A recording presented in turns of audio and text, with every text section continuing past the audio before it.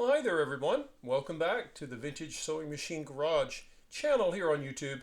You are looking at something that probably needs no introduction if you have ever looked at vintage sewing machines.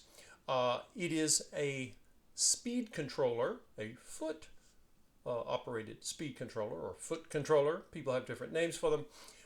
Foot pedal for a vintage Singer. In this particular case, it is for a vintage Singer 99K, but this is a foot pedal that you will see many times when you're buying a Singer sewing machine over many decades in the whole category of vintage sewing machines.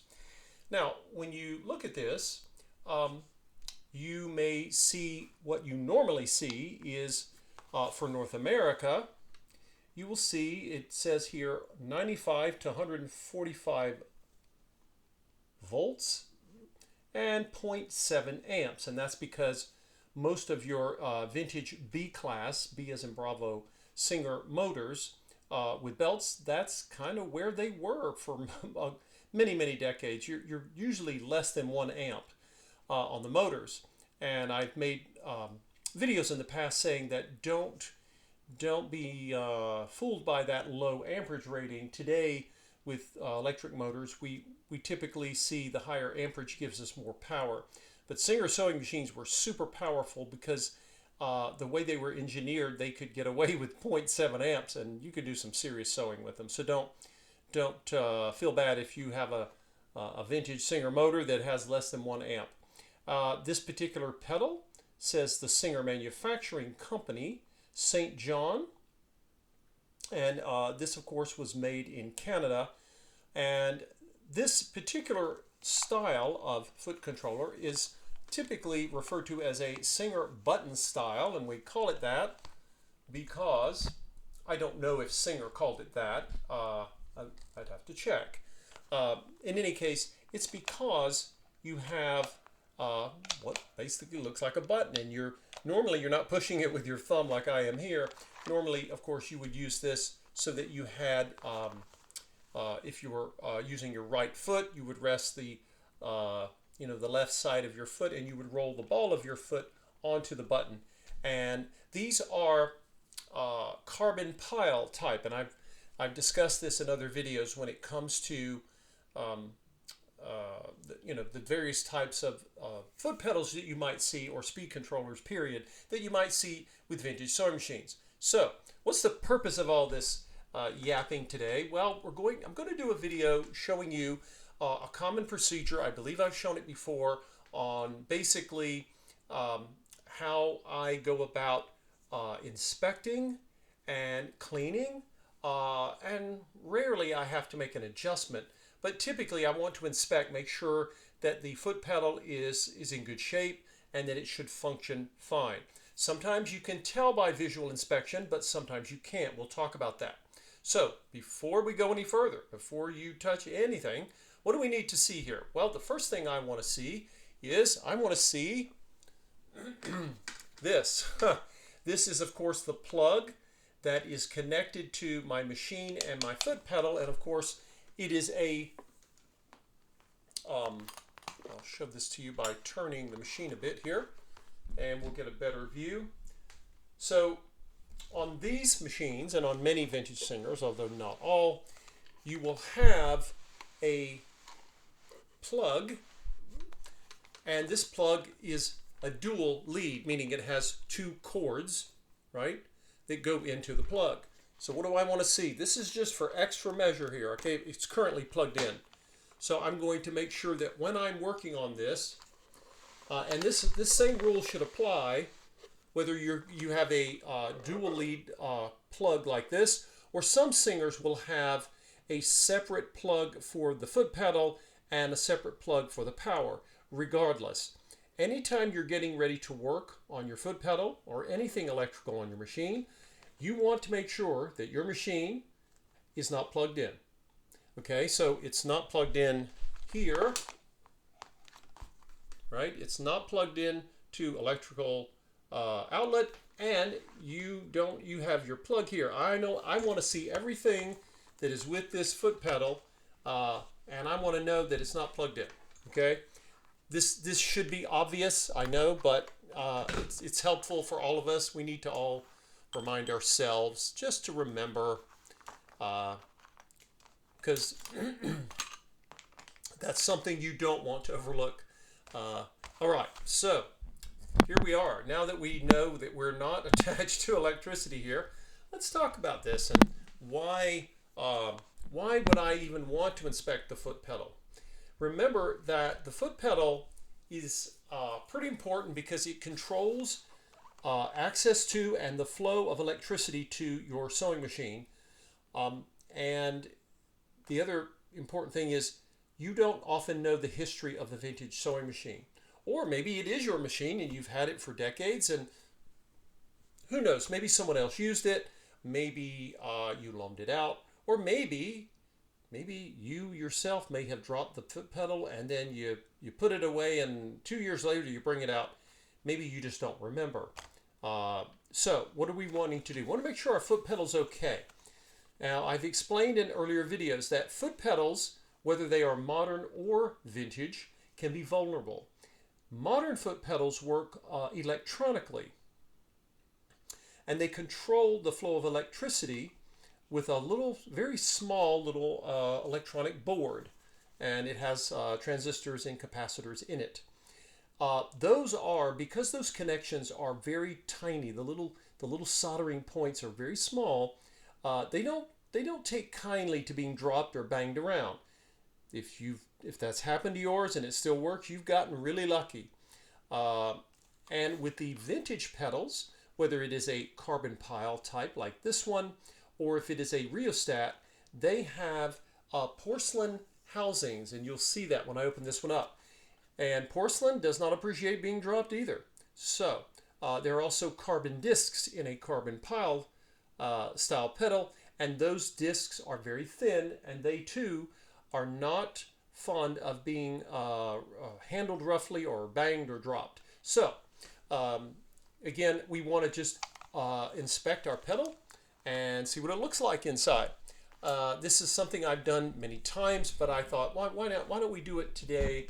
I'm doing this anyway because I do it with all of my machines, so why not show all of you while we're at it?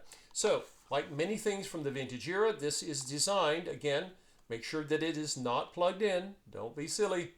And then it is designed to be accessible, because Singer service centers typically would do this. Now, the sewing machines themselves were designed for a lot of DIY maintenance, not everything, but a lot of it. But when it came to things electrical, typically the customer didn't really have to do anything, and they weren't always, necessarily confident to do that.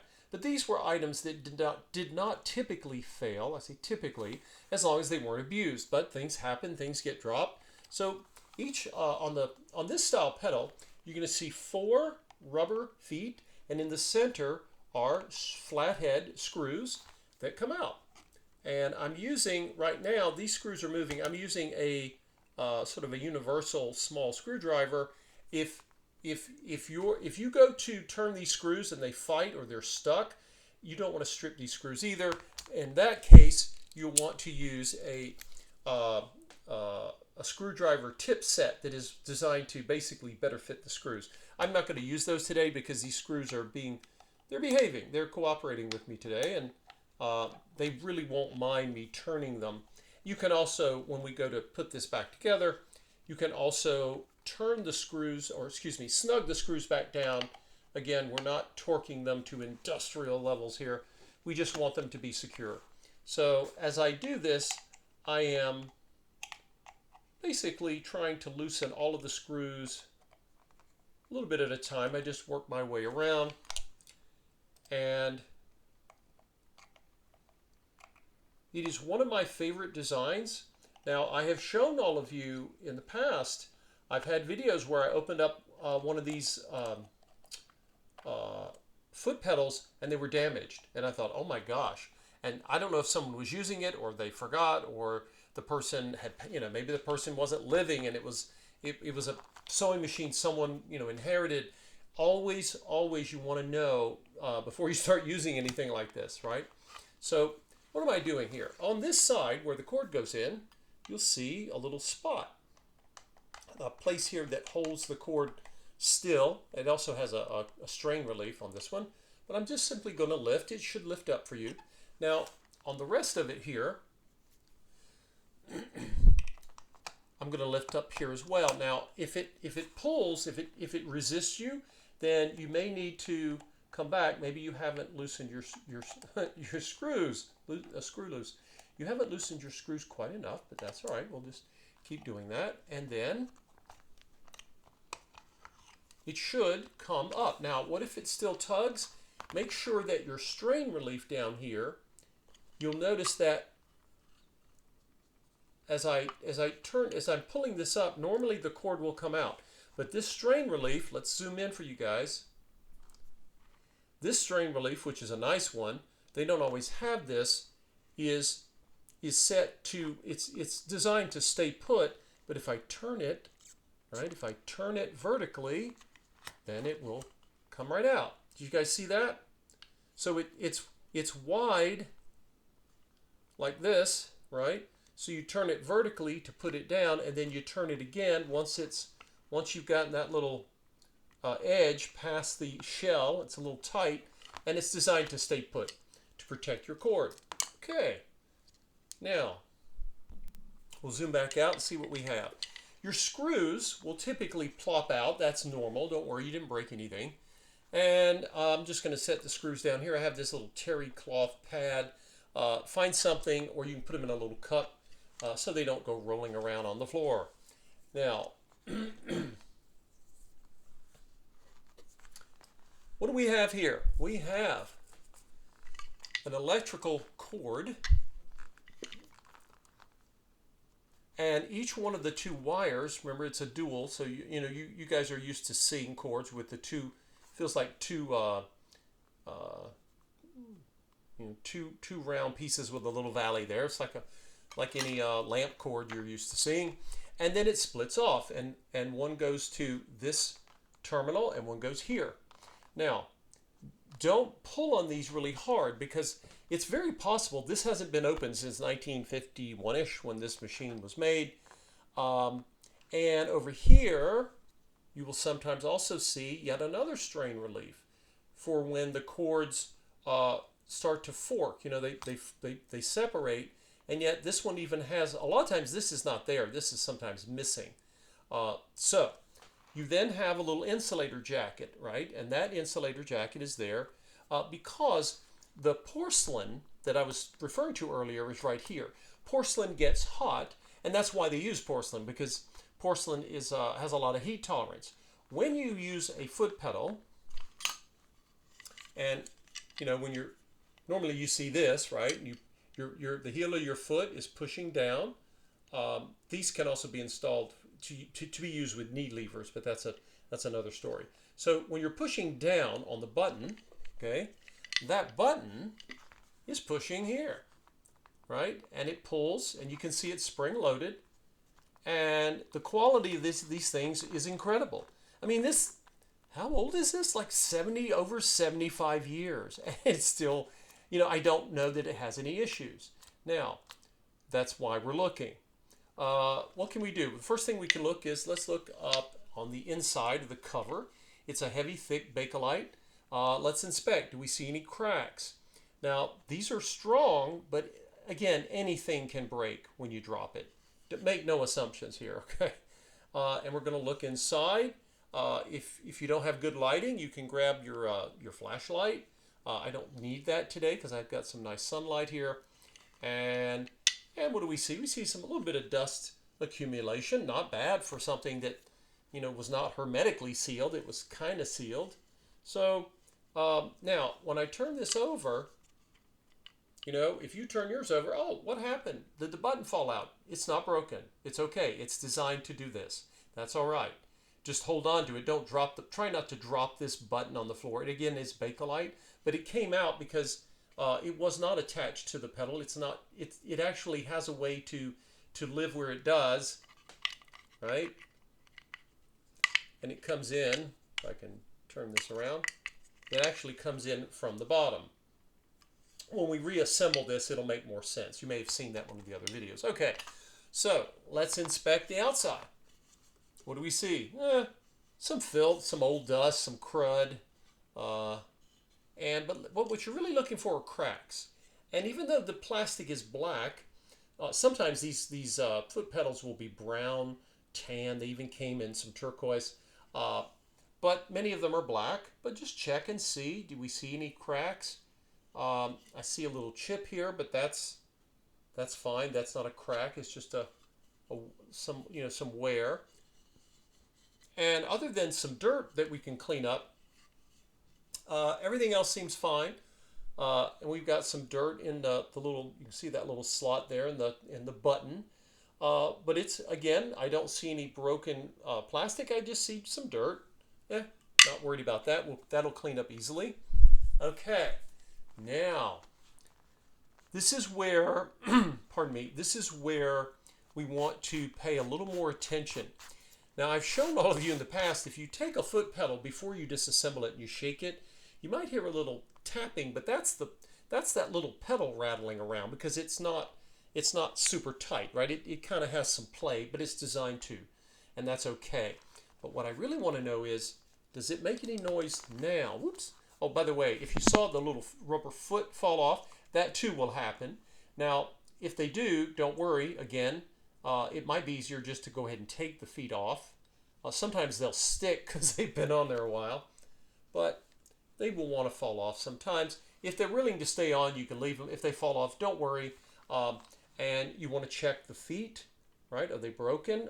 Sometimes they will be dry rotted. Sometimes they will have literally sort of turned into they will look like a flat tire because the plastic or the rubber, I should say, has changed chemically. Because soft materials like rubbers and plastics don't last forever, especially the soft ones. When you're looking at decades, they will sometimes crack, or they will literally the chemicals become unstable, and they sometimes look like they're melting. But what they're really doing is they're decomposing in sort of decomposing. They're not biodegradable in the environmental sense. Okay, so what is this? I thought maybe that one was cracked, but that looks like just a little indentation. But they are not cracked and crumbling. They're actually still flexible, so I should probably be able to reuse these. If yours are not, maybe some of yours are missing or they're crumbling. It could crumble in your hand. Or if it's looking kind of rough, not clean wise, this will clean up fine. But if yours doesn't look like it's got much life left, you can get replacements. There were so many of these foot pedals made over the decades, you can get replacements online. Check my video for where I find parts for vintage sewing machines to find out. Okay, so what do we want to do here now? What we're trying to accomplish is we want to look at the housing that we can see, okay? Do you see any cracks? Any chips? I don't see any. And I'm always surprised that it's not often I see them. And, I don't think, you never want to assume that a prior owner was gentle. You just never know. Some people treated their machines like gold, and some people were really rough. And you just never assume. So we've got some dust here we'll be able to clean up. And there are these two. If you look here, if I hold this, I'm going to point with the screwdriver. You guys see there's a prong here, and there's a prong here. And they appear to be made of copper. And when the pedal is pushed on, pretend that my thumb here is my foot, okay? As you push on that pedal, it pulls this lever, this shaft, toward those prongs, and as you get closer, you get more speed because you're closing that circuit. When you get far away, you're getting some, right? You're getting some power. Now, up in this area, again, be careful with your cord. Don't be careful because the cord is not as flexible as you might think. But here, underneath, this is sort of like, it's not really a butterfly clip, but it looks like one. And underneath is a post. It almost looks like a half-rounded piece of metal, but it is a place where this piece will push onto. Okay, And underneath that, on each side of this housing, is a stack of carbon discs. And they look like tiny little wafers, like smaller than the circumference of a dime. And they're black or dark gray, and they are very thin, and they work beautifully. If they are damaged for whatever reason, sometimes many of them will be okay, but you'll have a couple that might be damaged. One of the clear signs that you will know if some of the discs have been damaged is typically you'll hear a crackling sound. You might hear it when you're using the pedal, or even especially when it gets warm, you may notice it. Okay, and even when you take your foot off and you're doing something else, you hear this hissing, crackling sound. That's typically a sign that you have disc damage. Now, but that's doesn't always happen that way. But that's one thing that can be a symptom. All right, remember, it's none of this stuff is universal. There are always exceptions.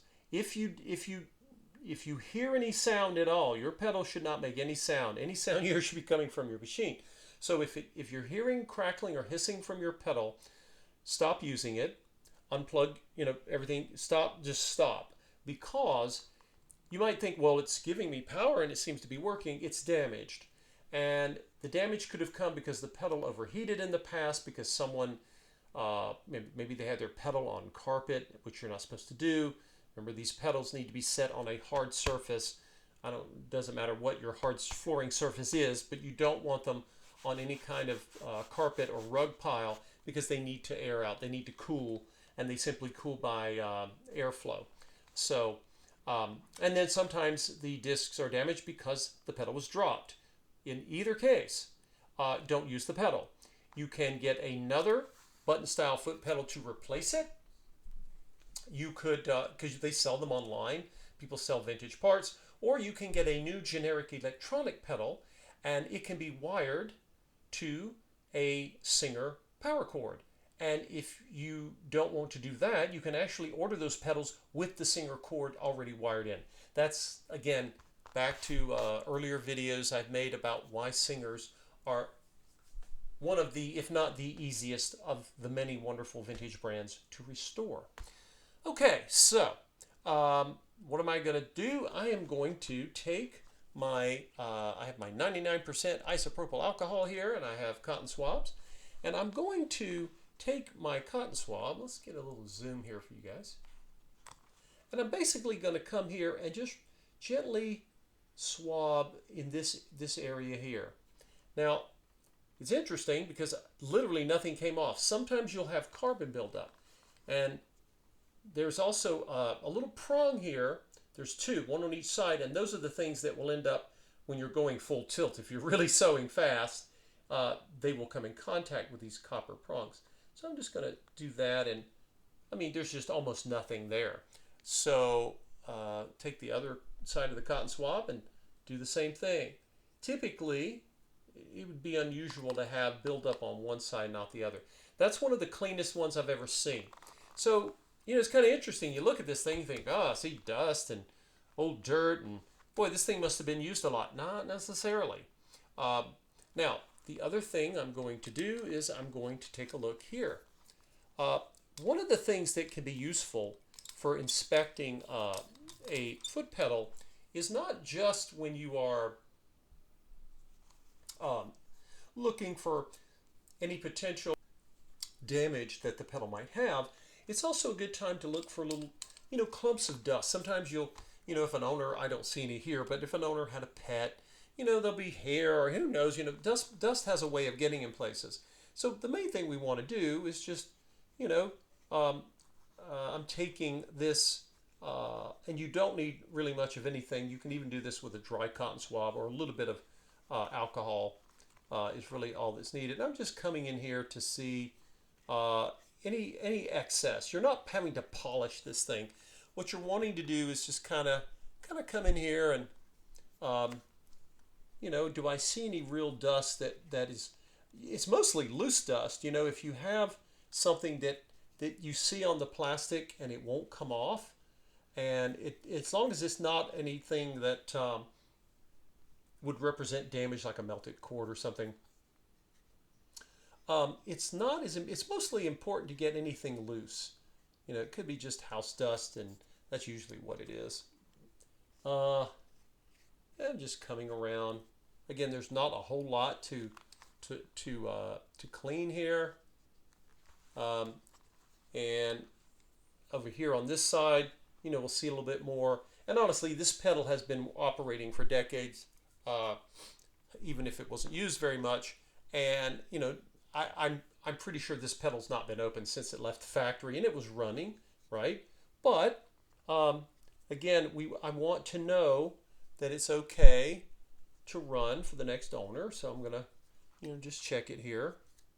Now, some of you or many of you will be getting vintage sewing machines either because you simply want one because you're a sewer, or maybe you're getting into the hobby of vintage sewing machines. And if you are, what you're going to discover is that many times someone will sell a machine to you and they think it's in great shape. Or, hey, it runs wonderfully. Now, can some people be dishonest with you and tell you a story that's not true? Yes. I would say that has happened to me once or twice in the 12 years. I've been working on machine 12 years. Sometimes in the video I forget and say 10. 10 years is how long I've had the channel up. But the most of the people I have ever dealt with selling sewing machines, the vast majority of them don't know anything about sewing or sewing machines. And they probably either found it on the side of the road, or more likely someone they love or cared about said, I want you to have this, right? Please take care of this. And then the person eventually says, well, what am I going to do? I don't really need this, but I don't want to throw it away. And or someone has an estate sale, or someone is still in the world, they haven't passed away, they just are downsizing. I've got machines that way too. So in this area here, you're going to see you're going to see this little, what looks like a spring, and underneath it, you look in there, you're going to see there's another one. There's another little prong, and it's made of copper. And so what I'm going to do is come underneath it, and if I do, now by the way, if you can't get in here, you don't want to bend these areas, okay? You don't want to distort them. You can take the screwdriver. Before you do, make a note at where this is set, okay? So this looks about 1/8 of an inch from the top rim. So you can turn this screw and loosen it, and as you do, it will allow this to come up, and you'll have more room to get underneath. Just make sure that when you're done, you screw it back down to about the same length, because that affects how well the foot pedal works. So when I'm in here, again, I'm being very careful. Don't bend this. Don't distort it, right? And what you can do is for example, if I turn this like I'm turning now, what I can do is, as I notice it's coming up higher, I can take, and I can even, if it will allow me, maybe even turn this no, it won't. It's going to let me get in there a little bit more easily. I don't know if this is going to show up in the camera for you guys. We'll try. So, do you guys see the piece of copper under there? Okay, underneath that is the area where the copper, if we can get underneath the little copper flap, there we go. Do you guys see what I did? Look, I'm underneath the copper because the copper has a little turnout in it. And what I'm looking for is any buildup of carbon. Usually there can be some black carbon. Now that may look like a lot, that's not much at all. In fact, I'm really getting convinced that this thing was not used very much. And even though this machine looked rough, that doesn't mean it got a lot of use. In fact, its paint condition will tell you more than the fact that it was covered in dust and mildew and filthiness. All right, I'm going to come over on this side and check it. Just kind of, and then I'm going to go underneath to get underneath the copper. And again, if it resists you too much, don't bend it, just stop, and you can raise the level of this piece a little higher. So I'm coming under here. I get very little carbon at all.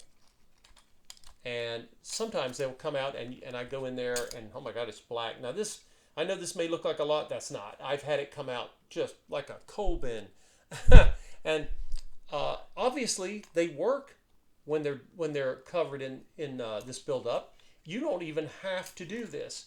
In fact, you may not need to at all. So don't assume that. I'm doing this because I don't know this machine, and I'm wanting to make sure that it is going to make good contact. So what am I going to do? Before I finish, let's turn back around where I had it before in the camera. We're going to then turn this screw to the right, but only turn it until we get down right. That's about where I was, a little bit more, to 1/4 inch. Did I say, what's wrong? I'm sorry, not an 1/8 of an inch, not 1/4 inch. Okay, I was about here, okay? And so that's it. That's all I'm doing. Now, the other thing to check is your contacts. Now, normally, these don't move and they don't really have a reason to get loose. This contact point here is this little, there are 2 screws, right? One for each wire. Remember, your cord is made up of 2 wires. They branch off up here. And I'm just going to test it. Oh yeah, it's very tight. And this is very tight. You don't need to go, don't tighten them more. If they're snug, they should be fine. If this is loose in any way, it's going to have to be reattached. Okay? Never use one of these pedals if the wire is loose. Usually the wire doesn't come loose unless someone's gone in and tried to rewire it and didn't know what they were doing and got confused. And anyway, so as best I can tell, this pedal appears to be intact. Do I know 100% for sure if it's not damaged? No, but again, if I start using it and it starts to get warm, then I will know. I mean, it's, you know, it will typically there can be exceptions. It'll typically talk to you. It'll let you know that it's not happy about something. So again, these, now by the way, the original connections here, sometimes they would use little round eyelets. I call them eyelets. Round ring connectors, but sometimes they're soldered. And if they're soldered and they're in fine shape, don't go being really harsh or rough with the cord, because you don't want to have to resolder them or rewire or reattach the wires. You don't want to create work for yourself. And that's it. I mean, that's all we need to do. So, okay, what did that? Was that 32 minutes talking about an old foot pedal? But it's important. It's one of the most important parts of your machine. So I really appreciate all of you watching. If you have not subscribed to this channel, please feel free to do so. You can just click subscribe. And if you are finding my channel useful or any of the information here helpful, please consider donating. You can just click on the Buy Me a Coffee link there. It takes you right to Buy Me a Coffee, and you can immediately decide you can buy 1, 2, 3, or however many coffees you wish. It's very easy and simple. And it would be appreciated, as I basically looking for my viewer support so I can get more of these machines to rescue and save. Anyway, I appreciate you all watching, and in the next video I will show you how we put the pedal back together. See you soon.